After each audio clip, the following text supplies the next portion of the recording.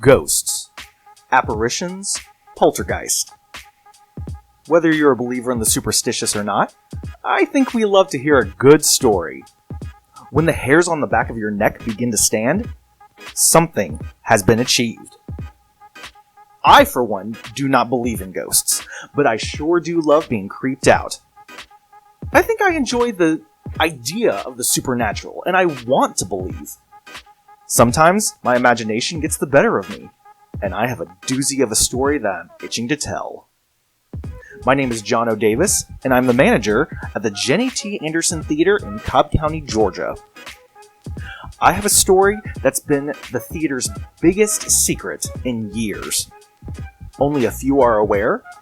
Now we're blowing this door wide open. This is ENCORE, a new mini-series by Jennie T Radio and Cobb County Parks and Cultural Affairs. This miniseries excludes profanity, but it does contain gore and graphic situations that are relevant to the stories being told. If things like murder, conspiracies, and ghosts scare you, then now is the time to change the channel. The stories and opinions expressed on ENCORE are those of the narrator and do not reflect those of Cobb County Parks. This is a storytelling, history, and crime-solving podcast, and should be viewed for entertainment purposes only.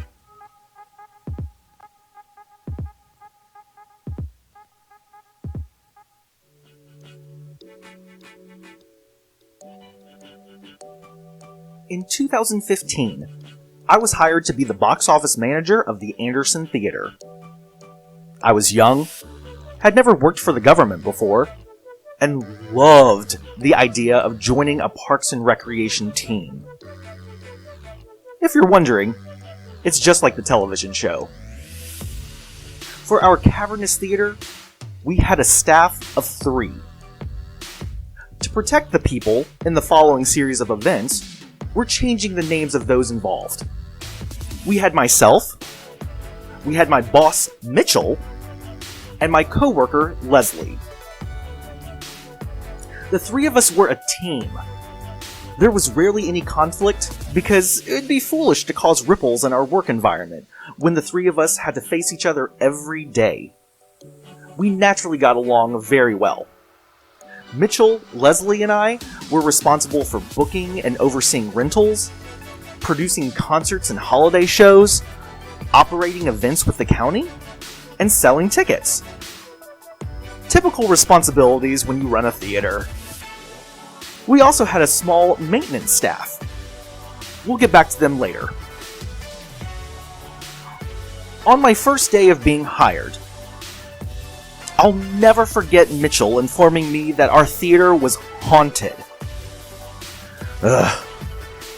I rolled my eyes. Yeah, cool, whatever, I said. Clearly he was joking, trying to get a rise out of me, and he knew that I thought ghosts were bogus. I played along with his joke, and asked who the ghost was.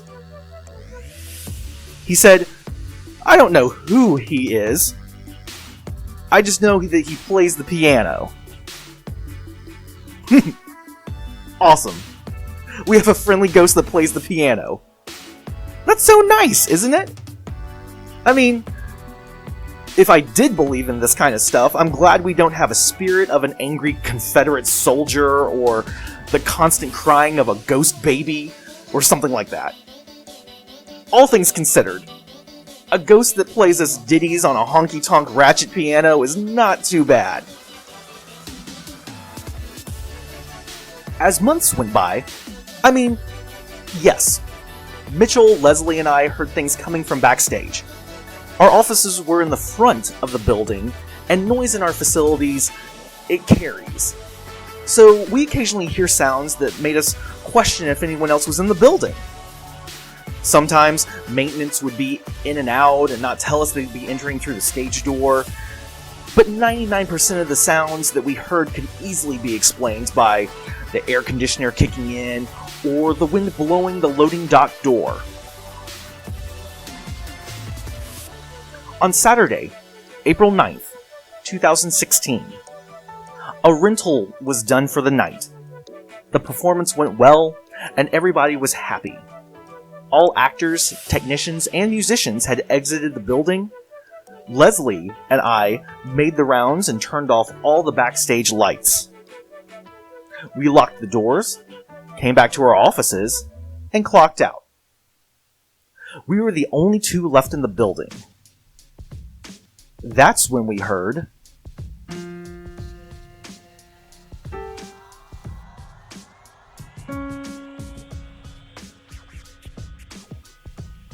three notes on our grand piano, played not in any kind of order. Leslie and I looked at each other. The hairs on our arms and neck began to stand. We walked back into the pitch-black auditorium. Maybe the hustle of the closing up shop, there was a stray actor who was left in the building, or something like that. In the darkness, we yelled out, "Hello? Is anybody left in here?" Silence. We turned on the house lights, and the stage was completely empty. Nobody was left in the building. I remember guessing that it was a mouse or a rat running over the piano keys. Ugh. Leslie walked backstage, and she said the lid on the piano was closed. Strange. So we reconvened in our offices, officially spooked, and we finished clocking out. A flash of lightning briefly lit up the lobby as the rain began to pour. Just as we were about to walk out the front door to go home for the night,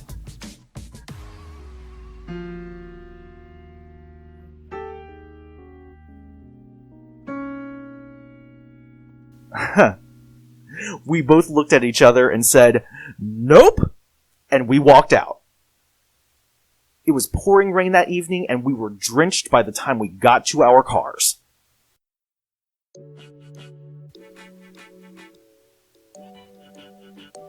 The following day, a Sunday, was a matinee performance. The storm from the night before had dissipated, and this time all three of us were working. It was rare for Mitchell, Leslie, and I to run a rental, especially since it only takes one of us to do so. But we didn't have much going on during the week, so we figured we'd all support this organization that was putting on this spectacular performance. The show went well. Standard lockup procedures. Mitchell and I walked backstage to turn off the lights and lock doors, but we heard the sound of water running. We checked the 5 bathrooms backstage. No toilets were broken, no sinks were left on. It was weird. Obviously, it worried us, as you don't want to leave your facility to flood when you're out of the building, so we had to find the source of this sound. When I put my ear against the loading dock door, I realized I think the sound of the water flowing was coming from outside. We walked around the back of the theater. Because of last night's storm, the ground was still wet.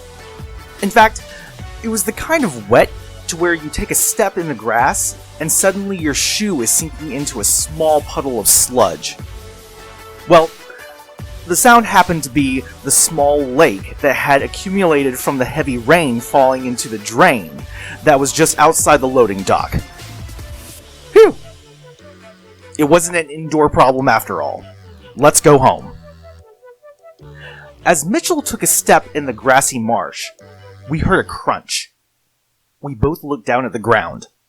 The water surrounding Mitchell's footprint was dark red. He immediately jumped back.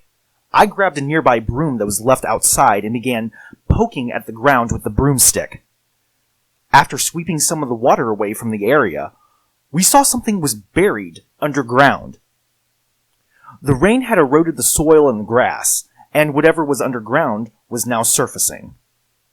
We both gasped as we saw the unthinkable. Just 10 feet from our loading dock door, our workplace, we saw a face. The face of a decomposing skull that had been buried behind the theater. Thank you for listening to this episode of ENCORE. This miniseries will continue next week.